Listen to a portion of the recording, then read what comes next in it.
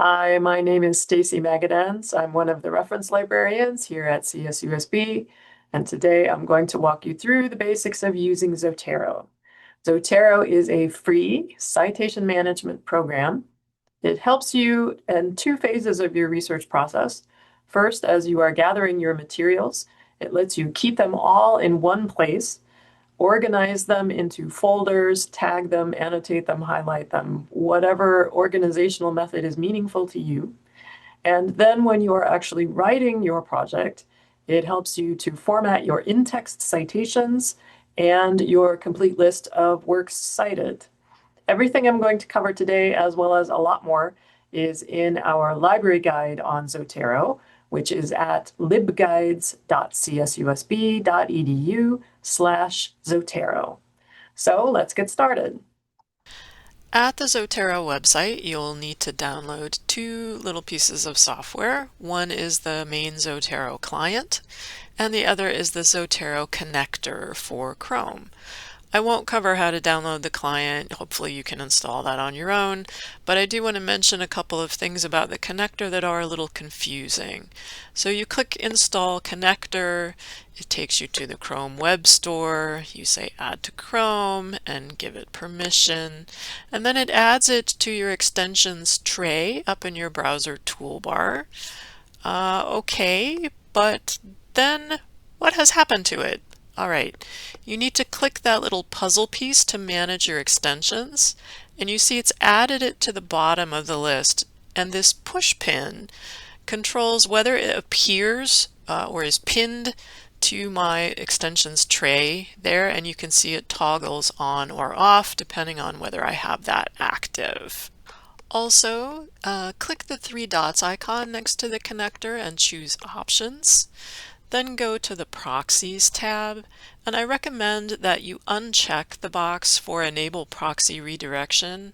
It comes automatically checked, and it kind of solves a problem that most people don't really have, and it tends to generate a lot of annoying messages down the line, so I do recommend that you turn it off. Now you see that Z icon in your extension tray. Just click on it. That's your final confirmation that you've installed it and you are ready to use it. The Z will change to an active icon depending on what Zotero sees on the page. Back here at the Zotero website, although you do not have to enter any personal information in order to download that software, there is an opportunity to create a free account at the Zotero website. I do highly recommend that you do this for two reasons. One, if you are going to be working in a group and you need to share your Zotero library, creating an account allows you to do that. The other thing is you get 300 megabytes of free cloud storage, which allows you to sync your Zotero library, for example, across multiple devices, or to use that cloud storage as a backup. So let me show you a little bit about how that works. Here I have Zotero fresh installed and open to a blank, basically a blank page. So I'm going to show you what it looks like when you sync an account. I have an account I use for demonstrating, so I'm going to populate my empty instance of Zotero with all of that stuff that I have stored up in the cloud. So to do that, I go to the Edit menu and choose Settings in Zotero. Then I need to go to the Sync tab, and I need to go ahead and log in. Now, of course, I have already created my account previously, and it's directed me to the Zotero login page so that I can go ahead and get signed in. I do need to authorize it when I do that, so I just click the button. Okay, and now it says I can close this page and just return to Zotero. Alright, so here I am logged in back at Zotero. These options will be automatically selected, sync automatically and sync full text content. I do recommend that you leave them that way. I'm just going to close this syncing window right now. However, nothing has happened yet because the sync hasn't taken place yet.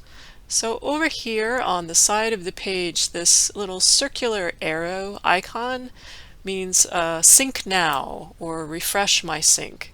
So I'm going to do that. The content will take a minute to load up. And now you can see all of my content has been pulled down from that cloud storage and populated my Zotero software. Let's take a minute to get familiar with Zotero. As you can see, it has these 3 panels with varying levels of detail. The left panel is the organizational panel. It has My Library, which is the top level of Zotero, but I can create folders underneath My Library to better organize my materials. It's easy to sort my items between different folders, so if I find one that belongs in a different folder, here under my unfiled items I have one that pretty clearly belongs in my needle stick folder. I just drag and drop in order to move it into the folder where I want it. Also, if I right-click on that item, I can either remove it from the collection or I can add it to a different collection, depending on what I want to do. Now I've taken it out and it is back among my unfiled items. To add a folder, I right-click on My Library and choose New Collection. That's what they call folders, is collections. I can also use the icon above it to add a new collection. I just give it a name, say Create Collection. I can also choose from here where I want to file it. And now it has created a new empty folder for me. Let's move now to the middle panel where the contents of my folder display. All of my items are listed here alphabetically. Each one has an icon next to it indicating what kind of material it is. For example, a book chapter, an article, or even a website. Over here, these little icons indicate that a PDF file has been attached to my item within my Zotero library. As I click on these items, the complete details, or we would call it the metadata, display here in the right-hand panel. All of this information is easy to edit. If you need to change something that you grabbed automatically, you can do that, correct any mistakes, add any missing information.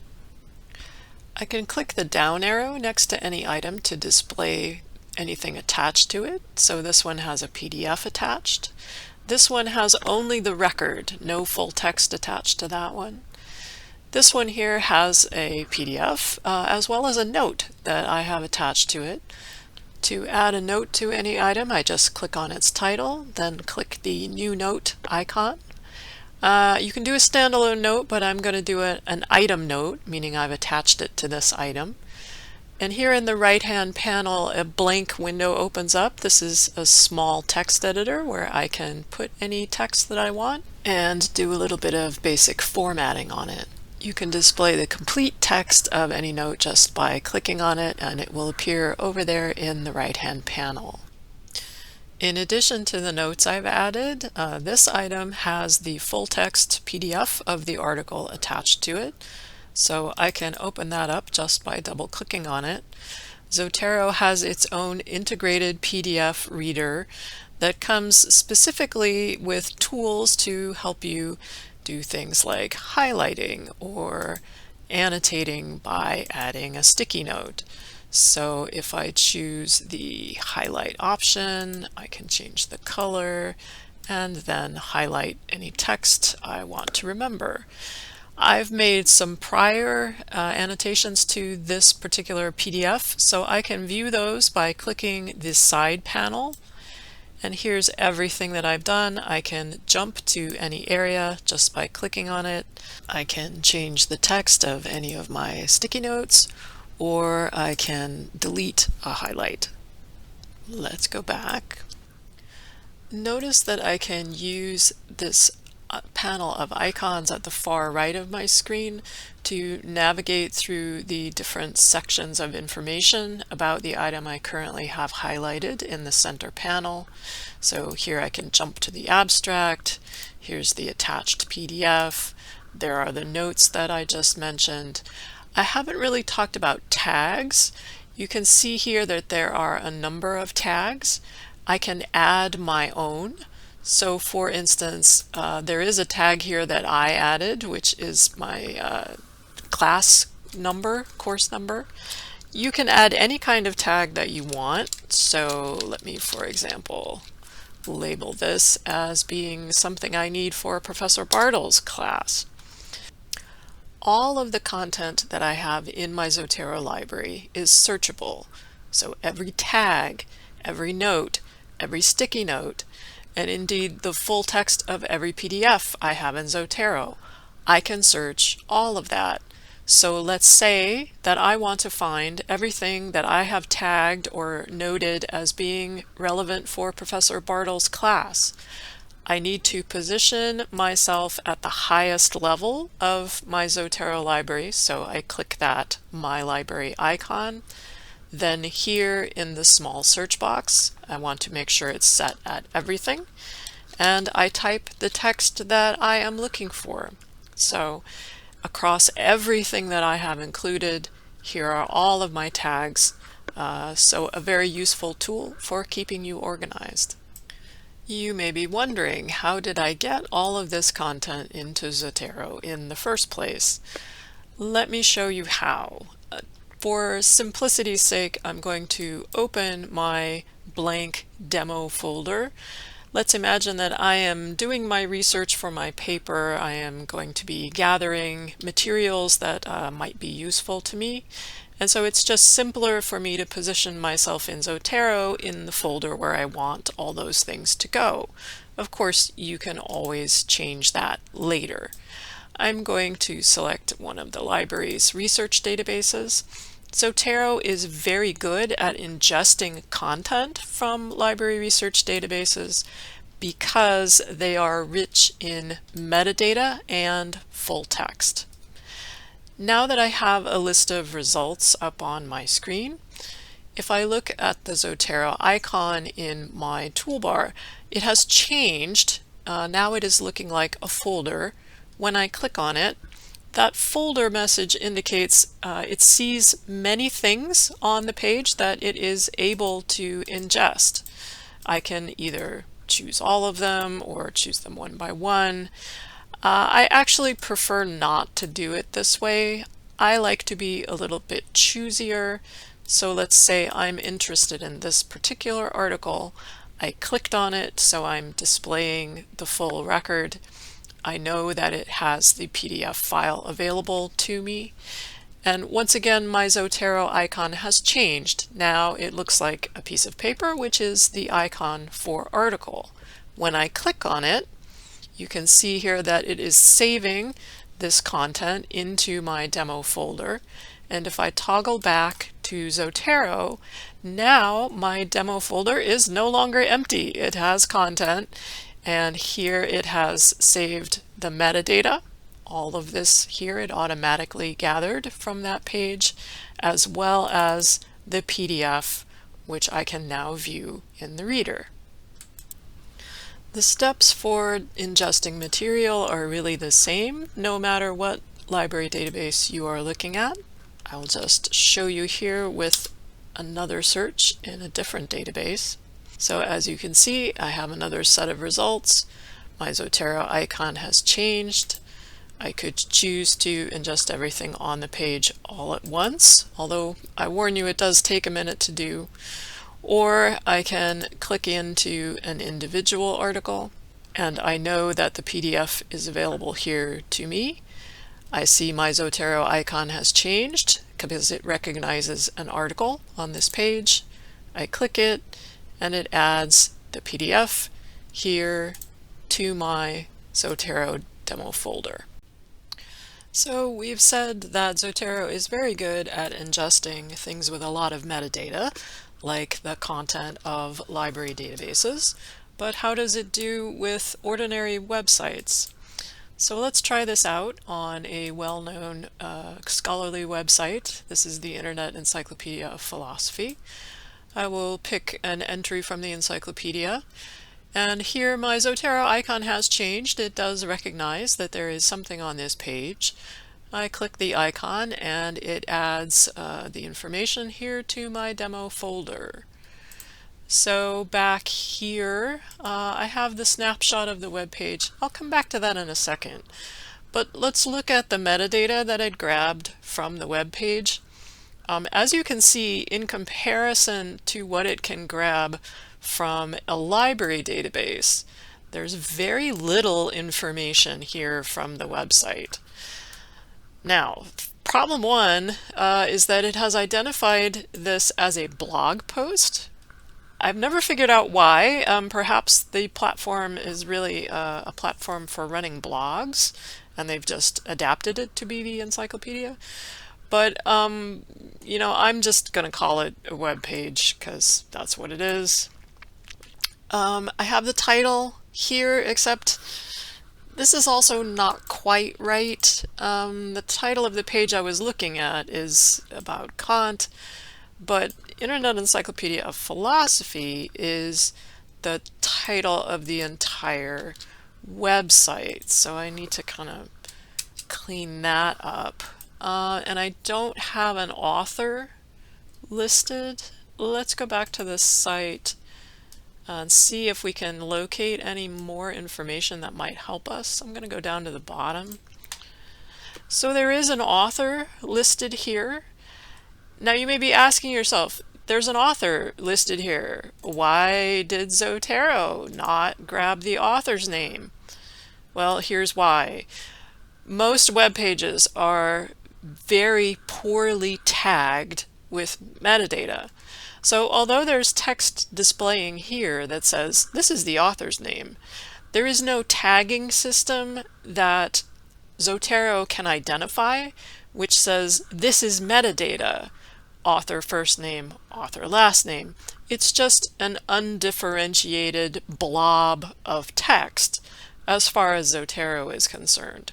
So I can fix it by copying and pasting that author's name. So let's see, I want it to be full name, and now I will paste, and I can toggle it. And that's probably about as good as we're going to get. There was no date of adding or editing on that page. It has the URL, it grabbed that, and it grabbed the date that I was looking at it, and that's probably as good as we can do with this. I wanted to mention snapshots. So when you have an article PDF, of course it adds the PDF. When it's a website, it takes a picture, a brief capture of the site itself. So if I load that up. Now this is no longer out on the web, this is a captured version of the site. So its links may not work, but at least I have the text as it existed on the day that I visited it. This can be very useful in a case where, for example, the site has vanished. This site, which I grabbed many years ago, no longer exists. This was a sort of funny site about zombie preparedness from the CDC, and the site no longer exists. So I have what it looked like and its text at the time when I captured it. But of course, all of these links are broken and won't go anywhere. Let's move on to the piece everyone wants to see, which is how Zotero helps you format your citations and bibliography as you are writing your paper. Here I have Microsoft Word open with a fake paper, so I can demonstrate this for you. Up here in the Microsoft Word menu bar, I do have now a tab for Zotero. This tab was installed by the Zotero connector when I added that to my computer. And here are the available Zotero options. So for instance, here I have a direct quotation, so it needs a citation along with a specific page number. I click to put my cursor wherever I want my citation to go. Then I go up to my toolbar and click the Zotero option, Add Edit Citation. Now I get this one line box, And what the box wants you to do is to type a few letters from the title or the author or any tag of the thing that you are wanting to cite. So, okay, here are some things that match. I'll just go ahead and pick this one. But it does need a page number, so I'm not finished. Let me click here again, and it offers me some additional options. So this was, let's say, page 257. So I am now done, and I'm good to go. So to finish and insert it in the paper, I click the small check mark, and you can see that it has been added there. Let's do another one. Here I have an important fact that needs a citation. I put my cursor where I want it to go. I click Add Edit Citation. Now, I find the one-line box a little frustrating. I have trouble remembering what it was I'm looking for. I prefer to see it. So you can toggle the view of this box from List over to Library. And Library is like a miniature version of your full Zotero collection. So from here I can navigate the same way I do in Zotero. I can go to my folders, see everything that I have, and choose whichever one I want, right? So here I've chosen this one, and I can double click on it. That will place it into the toolbar up here. I don't need to do anything else with it, so I will just click the check mark, and now it's added to my paper. Let's do one more example. Here's one where I need several citations to support what I'm asserting. So cursor goes there, Add Edit Citation. I've left it on the library menu the last time I looked at it, so it always opens to whatever you did last. But here I do need multiple citations, so let me go ahead and pick a couple, and I'm doing that just by double clicking on the ones that I want. Okay, so let's say I've chosen all of my relevant supporting citations. I go ahead and click Accept, and here they all are. Okay.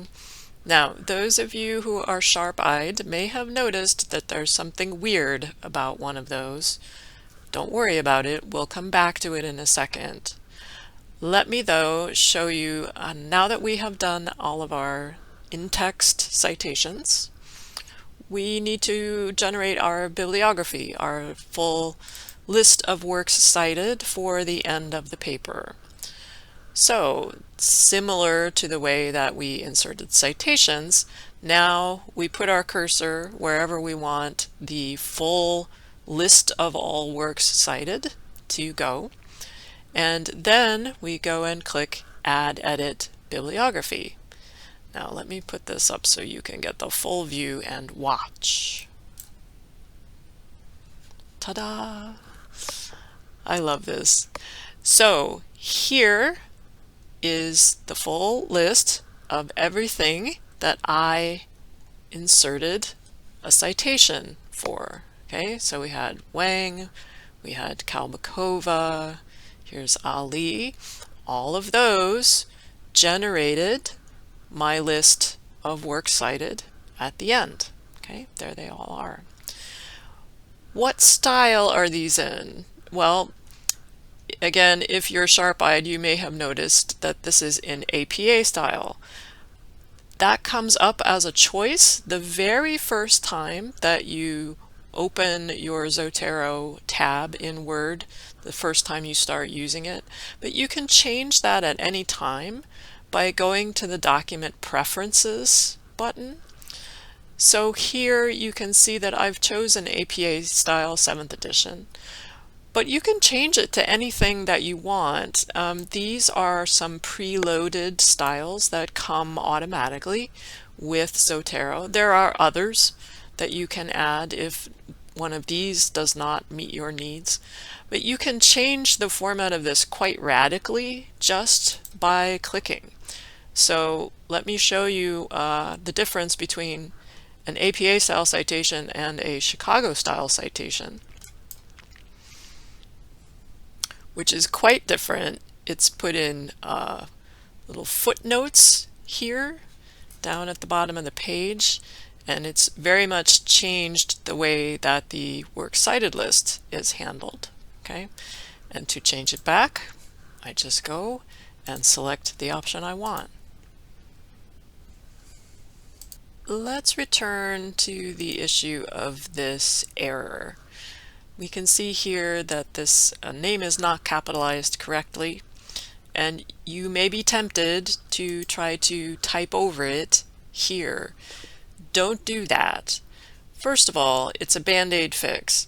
Second of all, it may mess up the interaction between your paper and your Zotero library. So here's the good way to fix it. Fix it at the source, which is the data that is in your Zotero library. So I'm going to pop back into my Zotero client, and I know that that error was in an article by Shaw, so I'm at the top level of my library. I will look for that article. There it is. I click on it to display the metadata, and there's my problem. So perhaps the source that I ingested this from just had some typos in it, some dirty data, but now I have fixed it, just as I showed you when I was demonstrating how to fix the data I pulled down from a website. I can always edit the content that's here if something is wrong with it. Now I go back to my paper, and the error is still there. Alright, that's because we haven't refreshed our data yet. So up in our Zotero toolbar options, I click refresh, and it has pulled the new data, the fresh data, from my Zotero library, and the correction now shows. And if I go to my bibliography at the end, the correction shows there as well.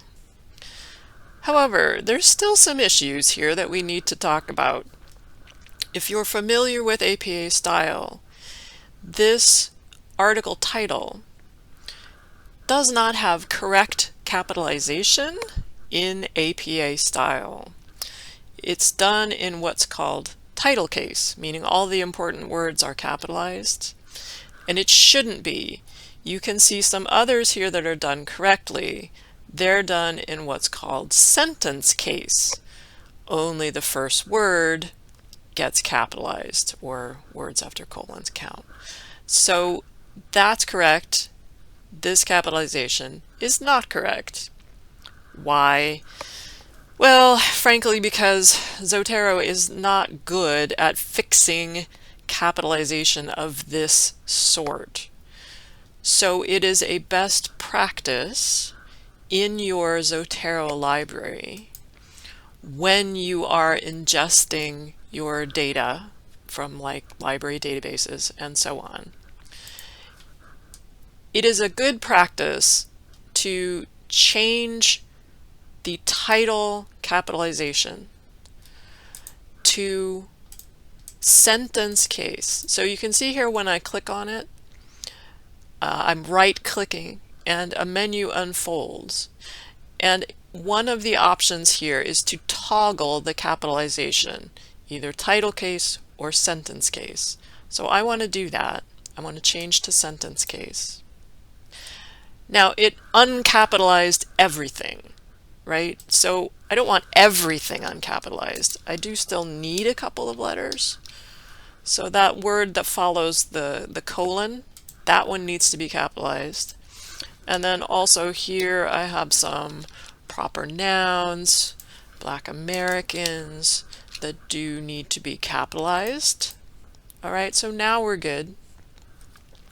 And I can go back and refresh my data.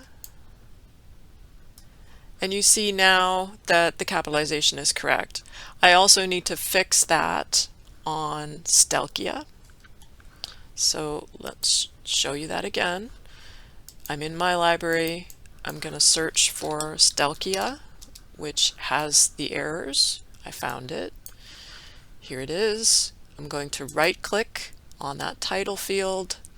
I'm going to say sentence case, and then I'm going to go back and clean up my subtitle there. It needs to be capitalized. I need my proper nouns capitalized. First Nations and Canada. All right, so we're good. Let me go back to my paper. I will refresh.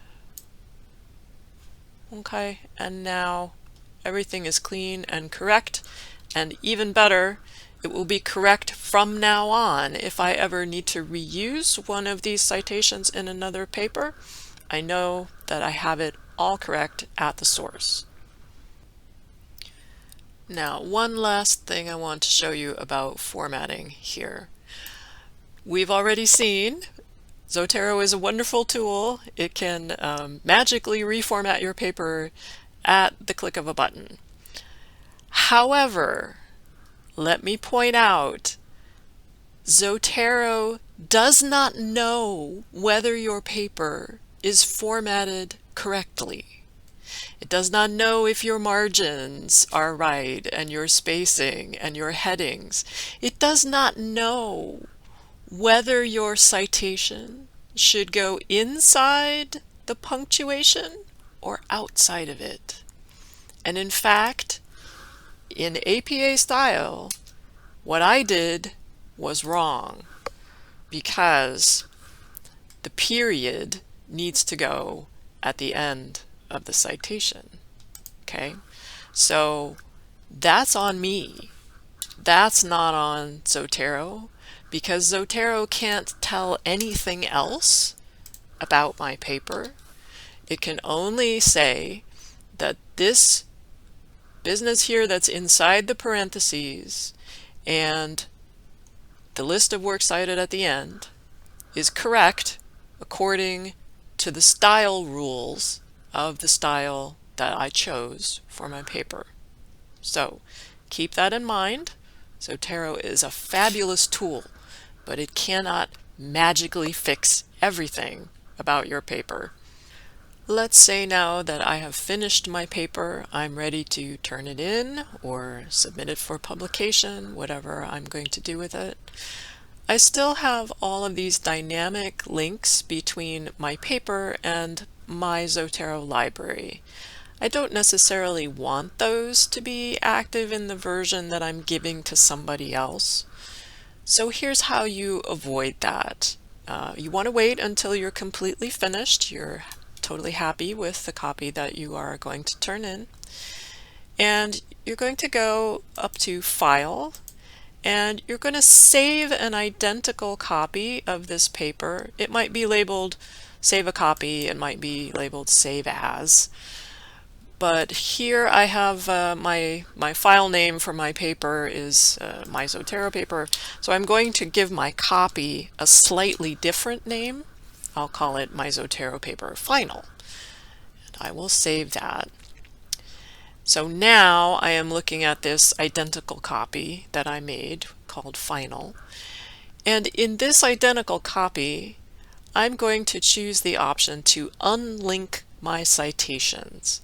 That is to break those connections between what's in my paper and my Zotero library. And it's asking me, do I want to continue?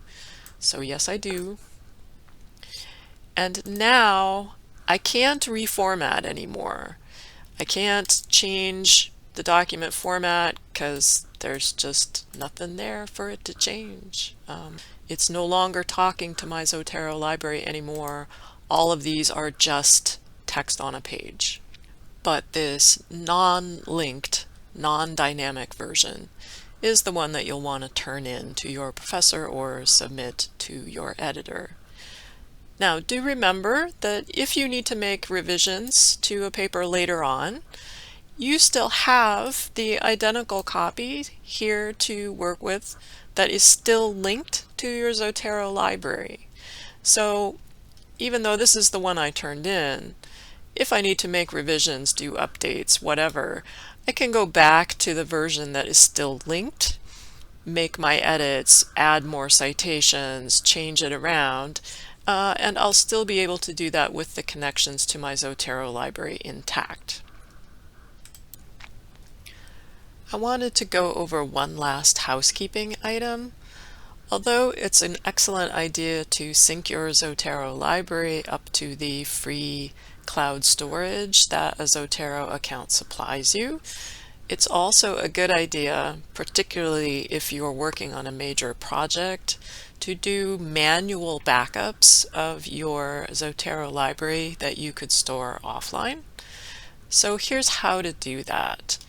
If you go in the Zotero client to the Edit menu and choose Settings, and of course we saw earlier how to set up syncing, but if you go to the Advanced tab and scroll down a little bit, Zotero will show you where it's keeping your data on your particular computer.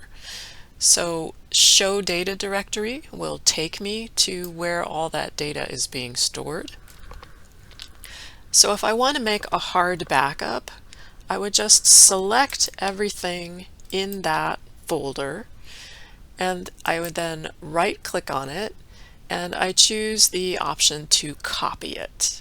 Okay, be careful, don't choose the option to cut it. And then, after I have copied it, I could, for example, go to my desktop, close out some of these things. Then here on my desktop, I can choose the option to create a new folder, and I'll just name my folder something like Zotero Backup, and I'll give it a date. Okay, and in this folder, which is currently empty, I will paste, okay, here's the paste option, all of that data I just copied from my Zotero library.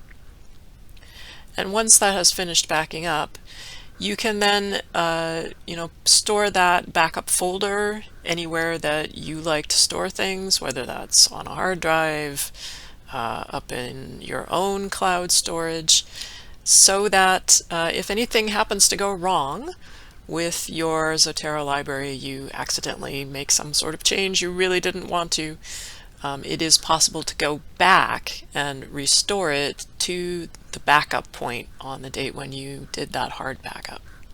So, good safety measure, particularly if you're working on a long-term project and you don't want to lose that data. And that's it. Thanks for watching. Don't forget our library guide at libguides.csusb.edu/Zotero.